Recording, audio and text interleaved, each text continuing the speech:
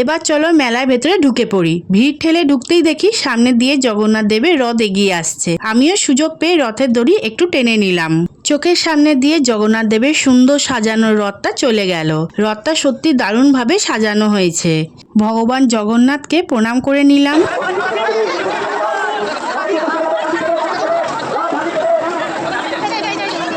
এরপর আমরা মন্দিরের ভেতরে গিয়ে কিছুক্ষণ বসে থাকলাম। এরপর শুরু হলো আমাদের মেলা ঘোরা। প্রথমে গরম গরম জিলিপি কিনলাম, তারপর চলে এলাম ভেলপুরি খেতে। সত্যি দারুণ ছিল ভেলপুরিটা। এরপর নিলাম পাবড়ি চাট। মামুনি আমাকে একটু খাইয়ে দিল, আমিও একটু মামুনিকে খাইয়ে দিলাম। সবশেষে খেয়ে নিলাম ঝাল ঝাল ফুচকা। আমার তো মেলায় গিয়ে কেনাকাটার থেকে খাওয়া দাওয়া করতেই বেশি ভালো লাগে। আমার মতন আর কে কে পেটুক আছো কমেন্টে হাই লিখে জানিও। আজকের ভিডিওটা এখানেই শেষ করছি। সবাই ভালো থেকো, আবার দেখা হবে নতুন একটি সুন্দর ব্লগে। ততক্ষণের জন্য টাটা, বাই বাই।